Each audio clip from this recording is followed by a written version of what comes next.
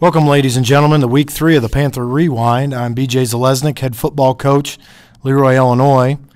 This week, the Panthers took on the Flanagan Cornell Woodland Falcons in a key Heart of Illinois Conference matchup between two of the early favorites this year to win the Heart of Illinois. Flanagan coming off a big win against rival Lexington last week.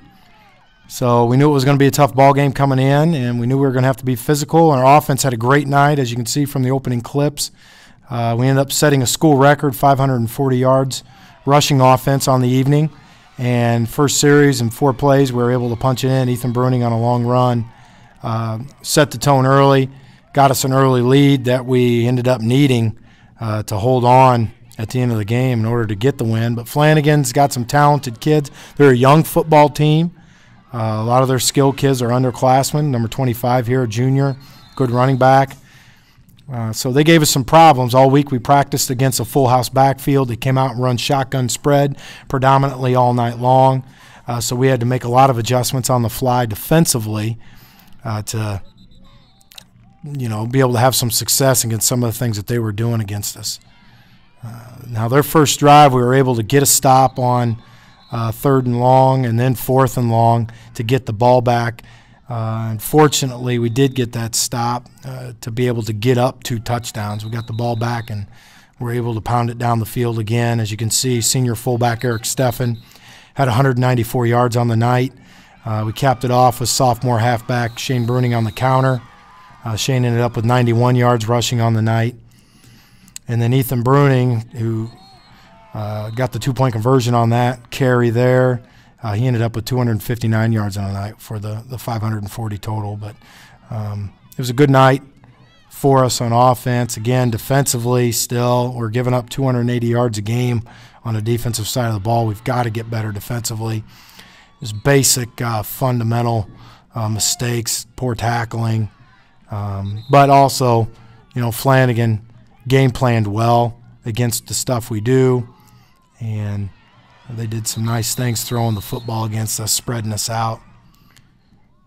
Quarterback throws a nice ball for a sophomore, and they've got some athletic kids at the skill position. And again, had a lot of success on the offensive side throughout the evening. So they go in for the score. They get their first score of the game, and our offense comes back on the field, and it's more of the same.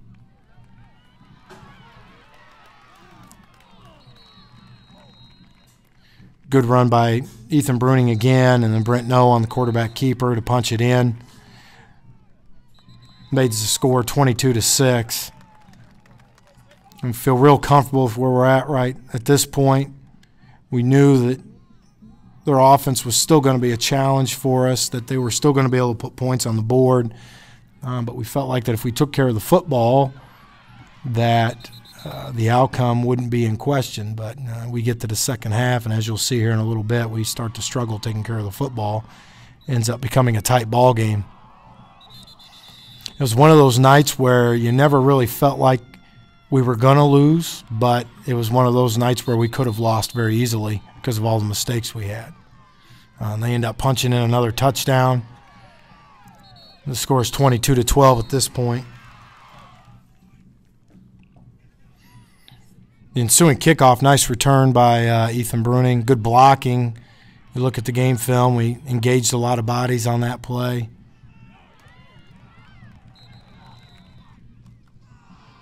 End up turning the ball over on this drive.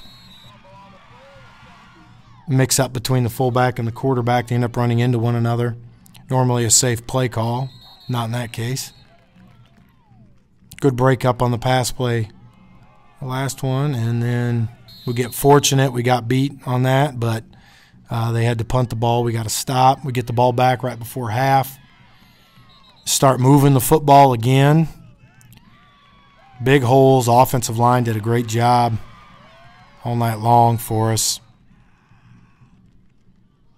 And this is, the seconds are literally ticking away here in the half. This is the last play of the half, and we end up putting the ball on the ground. On a 4th and 5 from the 5-yard line, had a big hole. Unfortunately, we were unable to punch it in. So we go into halftime up 10. which is nice. It's nice to go in 2 scores up at half, but we knew that they were going to come back in possession of the ball. We were going to have to get a stop to start the half, and it didn't look good at the beginning. Again, fundamentally, we're not playing very good defense right now, and that's something we really are going to have to work on. As you look at these clips, a lot of missed tackles, not breaking down. Their kids ran the ball hard. I was really impressed with 24, 25, and 32 running the football. Great play on the goal line. They got the ball down to the 1-yard line. John Morrell, our middle linebacker, sliced through, was able to get a face mask on the football and force the fumble. A very good play to get us the football back. We had a couple instances during the game where we were pinned down deep inside our own 5 after making defensive stops, and we were able to drive the football out, which, that's something that you got to be able to do. Nice running plays again. Felt like that we were never really in a position where we were getting stuffed consistently on offense. Really felt comfortable about everything we ran, that we could have done it all night long. Again, though, with their offense, great throw and catch, nice run, good stiff arm there by 24 on that play. And then Eric Steffen comes up, great read, great pick on the play to get us the football back. And again, offense comes right back out. We averaged, I think, 7 or 8 yards a carry. We rushed the ball 61 times in the football game. We rushed the ball 66 times. We're averaging 61 rushes a game. Every time we touched the football, something good happened, with the exception of maybe 4 or 5 plays. But we had some center quarterback exchanges, didn't work out for us, turning the ball over. And we come right back on defense and got another big play here. Fortunately, they were turning the ball over as well. And we turned the ball right back over. It's kind of back and forth in the second half here with turnovers by the offenses. Neither team helped each other out in that regard, or helped themselves out in that regard. Offense takes the field again, and we turn the ball over again. Our defense back against the wall 3 or 4 times in this second half. Here's another situation where, too soft in the secondary. They're able to get the ball down inside the red zone one more time. And we get into a big 4th down situation, and Eric Steffen comes up with the big knockdown to get us the ball back, and we're able to drive the ball out again from inside our 5. So they had the ball 3 times inside our 5-yard line in this game.